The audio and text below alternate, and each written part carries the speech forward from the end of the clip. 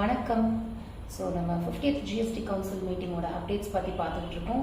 Series 2 வரைக்கும் பார்த்துட்டு இப்போ சீரீஸ் 3ல நம்ம அதே ரீஃபண்ட் தொடர்பான அப்டேட்ஸ் தான் கண்டினியூ பண்ண போகிறோம். ரீஃபண்டுக்கு ஏற்கனவே சர்க்குலர் 197 இஷ்யூ பண்ணிட்டாங்க. ஸோ இதே சர்க்குலர் 197ல இருக்கக்கூடிய லாஸ்ட் பாயிண்ட், அதாவது ரூல் 96A சம்மந்தப்பட்ட லாஸ்ட் பாயிண்ட் தான் நம்ம இந்த வீடியோவில் பார்க்க போகிறோம். ஸோ இது வந்து ரொம்ப ஷார்ட்டாக சொல்லணும் அப்படின்னா, ஒரு exporter of goods or services அவங்க கூட்ஸ் எக்ஸ்போர்ட் பண்ணாங்கன்னா, அதாவது சரக்கு ஏற்றுமதி பண்றவங்க வந்து ஒரு 3 மாசத்துக்குள்ள அந்த இன்வாய்ஸ் ரைஸ் பண்ணதுலேருந்து 3 மாசத்துக்குள்ள அவங்க எக்ஸ்போர்ட் பண்ணிருக்கணும். அதே மாதிரி ஒரு சர்வீசஸ் எக்ஸ்போர்ட் பண்றவங்க, அதாவது சேவைகளை எக்ஸ்போர்ட் பண்றாங்க, ஏற்றுமதி செய்யறவங்க, அது வந்து ஒரு ப்ரொஃபஷனல் சர்வீசஸா இருக்கலாம், இல்லை ஐடியா இருக்கலாம், இல்லைன்னா வந்துட்டு ஒரு டிசைனிங், இந்த மாதிரி எந்த சர்வீஸ் பண்ணாலும் இருக்கலாம். சர்வீசஸ் எக்ஸ்போர்ட் பண்றவங்க 1 இயர்க்குள்ள அதுக்கான பேமெண்ட்டை ரியலைஸ் பண்ணிருக்கணும். அது ஃபாரெக்ஸ்லயோ இல்ல ஆர்பிஐ எங்கெங்கெல்லாம் வந்து பர்மிட் பண்றாங்களோ அங்கெல்லாம் வந்து ஐஎன்ஆராவோ அதை வந்து ரிசீவ் பண்ணிருக்கணும் அப்படின்றது ஒரு கண்டிஷன்.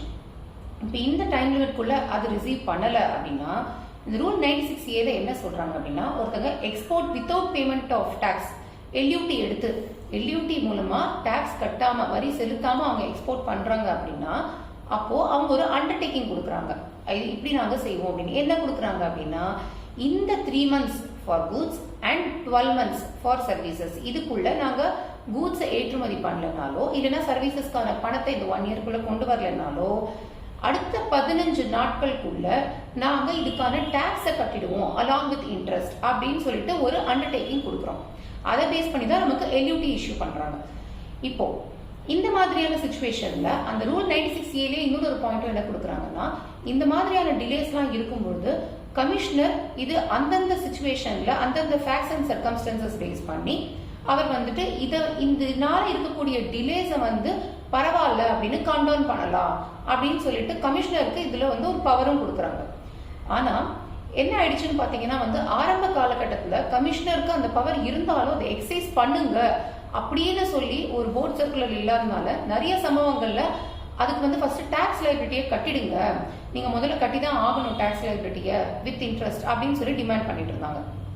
அதுக்கப்புறமா ஆரம்பத்திலேயே, அதாவது மார்ச் 2018 சர்க்குலர் 37 அப்படின்னு சொல்லிட்டு ஒரு மேஜரா ஒரு சர்க்குலர் ஒன்று கொடுத்திருந்தாங்க ரீஃபண்ட் ரிலேட்டடா.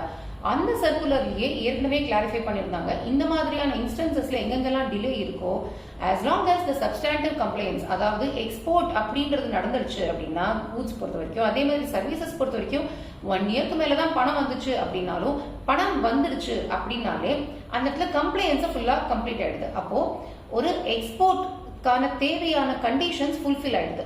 அப்ப அந்த கண்டிஷன்ஸ் ஃபுல்ஃபில் ஆனதுக்கு அப்புறம் இந்த சின்ன டிலே இருக்கிறத வந்து நம்ம கண்டவுன் பண்ணலாம், we can count down the delay அப்படின்னு சொல்லி ஒரு சர்க்குலர் கொடுத்திருக்காங்க. இன்ஃபேக்ட் இதுல இன்னொரு பாயிண்ட் என்ன சொல்றாங்கன்னா, இது வந்து முன்னாடியே ஒரு ப்ரையர் அப்ரூவல், அதாவது இப்படி ஒரு டிலே இருக்க போகுதுன்னு சொல்லி முன்கூட்டியே அவங்க இதுக்கான அப்ரூவல் கமிஷனர் கிட்டே இருந்து எடுக்கணும்னு கூட அவசியம் இல்லை.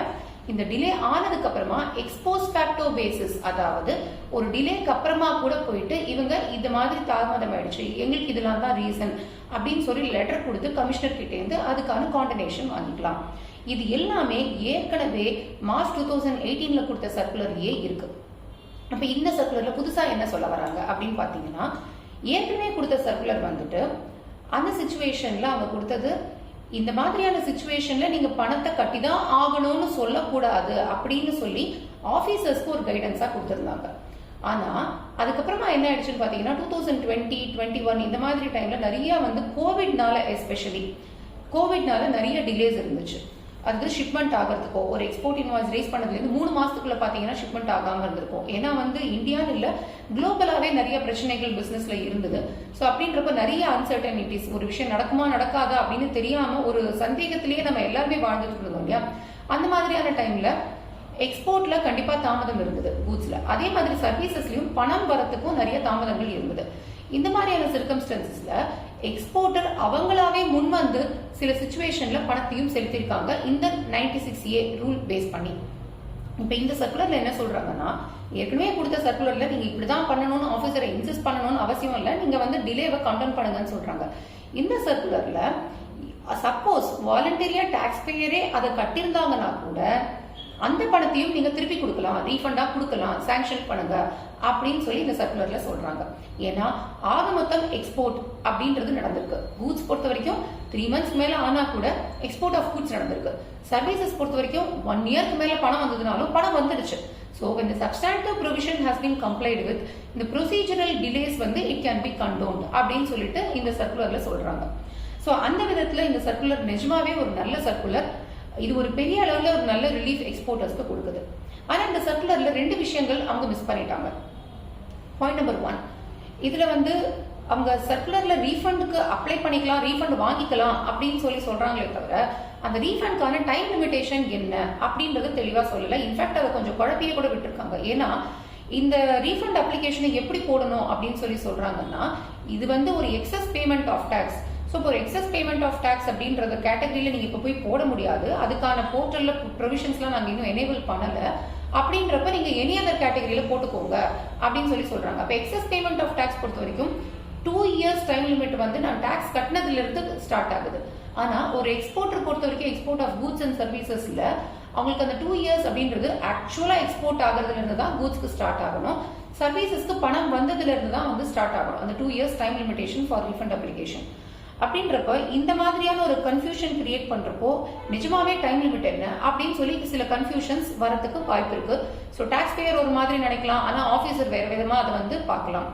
பட் என்னதான் இந்த மாதிரி ஒரு கன்ஃபியூஷன் வந்தாலும் இன்னைக்கு தேதியில ஒரு எக்ஸ்போர்ட்டர் கொஞ்சம் ப்ரோஆக்டிவா ரீஃபண்ட் அப்ளிகேஷன் போட்டார் அப்படின்னா இது ஒரு பெரிய பிரச்சனையா இருக்காது. ஏன்னு பாத்தீங்கன்னா இன்னைக்கு தேதியில 2 years அப்படின்னு சொன்னாலுமே கிட்டத்தட்ட 4 yearsக்கு நமக்கு டைம் இருக்கு. பிகாஸ் கோவிட் மூலமா நமக்கு 2 years ஆஃப் ஒரு டைம் பீரியட், இந்த டைம் பீரியட் நீங்க ரீஃபண்ட் கால்குலேஷனுக்கே பார்க்காதீங்க. அதாவது February 2022 அதுல இருந்து ஆரம்பிச்சு மார்ச் 2020ல இருந்து ஆரம்பிச்சு February 2022 வரைக்கும் இந்த 2 yearsக்கான டைம் பீரியட நீங்க வந்து ரீஃபண்ட் கால்குலேஷனுக்கே எடுத்துக்க வேண்டாம் அப்படின்னு சொல்லி ஏற்கனவே ஒரு நோட்டிபிகேஷன் வந்திருக்கு. அந்த நோட்டிபிகேஷனோட அடிப்படையில் எப்படி இருந்தாலுமே ஒருத்தருக்கு 4 வருஷம் இன்னைக்கு தேதியில நீங்க பாத்தீங்கன்னா இப்ப நம்ம ஜூலை 2023ல நம்ம பேசிட்டு இருக்கோம். ஜூலை 2019க்கு கூட இன்னைக்கு தேதியில நம்ம வந்து அப்ளிகேஷன் போடலாம். அந்த அளவுக்கு டைம் லிமிட் இருக்கும்போது இந்த மாதிரியான ஒரு சின்ன ஒரு ஆம்பிகியூட்டி ஒரு பெரிய அளவுல வந்து ப்ராப்ளமா இருக்காது. ஓரளவுக்கு ப்ரோஆக்டிவா இருக்கிற ஒரு எக்ஸ்போர்ட்டருக்கு இது ஒரு பெரிய ப்ராப்ளமா இருக்காது. இதுல 2வது இஷ்யூ என்ன அப்படின்னு பாத்தீங்கன்னா, இதுல நீங்க கட்டின அந்த எக்ஸ்போர்ட்டுக்காக கட்டின அந்த டாக்ஸை நீங்க ரீஃபண்டா கிளைம் பண்ணிக்கலாம், அதை வந்து சாங்ஷன் பண்ணணும் அப்படின்னு சொல்றாங்களே தவிர 96A இன்ட்ரெஸ்டையும் கட்டணும் அப்படின்னு சொல்லி ஒரு பாயிண்ட் இருக்கு. ஆனா அந்த இன்ட்ரெஸ்ட் நாங்க ரீஃபண்ட் கொடுக்க மாட்டோம் அப்படின்னு சொல்லி தேவையில்லாம ஒரு பாயிண்ட்டை இந்த சர்க்குலர்ல கொடுத்திருக்காங்க. பட் அது கரெக்டா? என்னதான் சர்க்குலர் ஒரு விஷயம் சொல்லிக்கனாலும் சர்க்குலர் பொறுத்த வரைக்கும் வந்து ஒரு டாக்ஸ் ஆபீசருக்கு தான் அந்த சர்க்குலரை கண்டிப்பா ஸ்ட்ரிக்டா ஃபாலோ பண்ணணும் அப்படின்னு இருக்கே தவிர ஒரு டாக்ஸ் பேயர், அதாவது டாக்ஸ் பேயரா இருக்கக்கூடிய ஒரு பிசினஸோ கம்பெனிஸோ அவங்க வந்து சர்க்குலரை 100% மேண்டேட்டரியா ஃபாலோ பண்ணணும்னு அவசியம் கிடையாது. அது ஆஸ் லாங் அஸ் அது அவங்களுக்கு ஒரு லாபமா ஒரு பெனிஃபிஷியலா இருக்க வரைக்கும் அவங்க அதை ஃபாலோ பண்ணிக்கலாம். இல்ல அதுல இருக்கிற ஒரு சர்க்குலர்ல சொல்லக்கூடிய ஒரு விஷயம் சட்டத்துக்கு புறம்பா இருக்கு அப்படின்னா அவங்க சர்க்குலரை ஃபாலோ பண்ணணும் அப்படின்னு அவசியம் கிடையாது. அப்ப சட்டத்துல என்ன சொல்றாங்க அப்படின்னு போய் பாத்தீங்கன்னா, இப்ப இந்த சர்க்குலர் பொறுத்த வரைக்கும் ஒரு விஷயம் தெளிவா மறுபடியும் என்ன சொல்றாங்கன்னா, as long as எக்ஸ்போர்ட்னு ஒரு விஷயம் நடந்துருச்சு, ஏற்றுமதி நடந்துருச்சு, எக்ஸ்போர்ட் சர்வீசஸ்க்கான பேமெண்ட் வந்துருச்சு அப்படின்னா அது ஒரு ப்ரொசீஜரல் டிலே தான், அது பெருசா பார்க்காதீங்க, அது சப்ஸ்டான்ஷியல் கம்ப்ளைண்ட்ஸ் நடந்துருச்சு அப்படின்னு சொல்லி சொல்றாங்க. இந்த அளவுக்கு தெளிவா அந்த சர்க்குலர்ல கொடுக்கும் பொழுது அதுலயே ஒரு இண்டிகேஷன் என்ன இருக்கு, இது வந்து ஒரு zero rated supply. Zero rated சப்ளைல ஒரு டாக்ஸ் லெவியே இருக்கக்கூடாது. அப்ப தேவையில்லாம டாக்ஸை நம்ம வந்து கட்டிதான் ஆகணும்னு இன்சிஸ்ட் பண்ணக்கூடாதுன்னு சர்க்குலரே சொல்லுது. அப்ப டாக்ஸே இல்லாத ஒரு கேஸ்ல அதுக்கு நம்ம இன்ட்ரெஸ்ட் வாங்குறது கரெக்டா? ஏன்னா இன்ட்ரெஸ்ட் அப்படின்னா அது ஒரு டிலே இருக்கணும், டாக்ஸ் முதல்ல இருக்கணும், அந்த டாக்ஸ்ல ஒரு டிலே இருக்கணும். இதுல டாக்ஸே இல்ல, டாக்ஸ்க்கு ஒரு லெவியே இல்ல அப்படின்றப்போ ஒரு டிலே இன் டாக்ஸும் கிடையாது. டிலே இல்லாதப்போ ஒரு இன்ட்ரெஸ்ட் வாங்குறதே தப்பு. அப்ப இப்படி வாங்கின ஒரு இன்ட்ரெஸ்ட்டை நாங்க திருப்பி கொடுக்க மாட்டோம், இதுல ரீஃபண்ட் கிடையாது அப்படின்னு சொல்றது கரெக்டா அப்படின்னா this is not aligned with the law. அதாவது ஆக்ட்லயோ ரூல்லயோ என்ன சொல்லுதோ அதுக்கு நேர் விரோதமா இவங்க இந்த சர்க்குலர்ல இந்த ஒரு பர்டிகுலர் பாயிண்ட சொல்லியிருக்காங்க. இதை பத்தின டீடைல்டு அனாலிசிஸ் இது வந்து செக்ஷன் 50ல என்ன சொல்லியிருக்காங்க, 88Bல என்ன சொல்லியிருக்காங்க, அண்ட் இது எந்த அளவுக்கு வந்து சட்டத்துக்கு புறமானது, இது ரிலேட்டடா குஜராத் ஹைகோர்ட்ல என்ன டெசிஷன் இருக்கு, எப்படி நம்ம இந்த டைம் பீரியடை நம்ம பார்க்கலாம், இப்படின்னு எல்லா விஷயங்களையுமே நான் டீடைல்டா ஒரு ஆர்டிகல் டாக்ஸ் குருல எழுதியிருக்கேன். அதோட லிங்கையும் இந்த டிஸ்கிரிப்ஷன்ல நாங்க ஆட் பண்ணிருக்கோம்.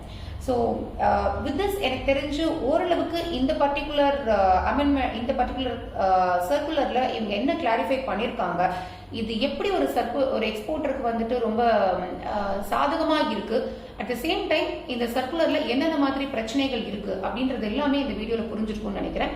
பட் இன்னும் கொஞ்சம் டீடைல்டா டெப்தா நீங்க இதை அண்டர்ஸ்டாண்ட் பண்ணணும்னு நினைச்சீங்கன்னா டாக்ஸ் குருல இருக்கிற அந்த ஆர்டிகிளை போய் படிங்க. டெஃபினட்டா உங்களுக்கு ஹெல்ப்ஃபுல்லா இருக்கும்னு நம்புறேன். தொடர்ந்து பேசுவோம். ஜிஎஸ்டி இன்ஷா அல்லாஹ்.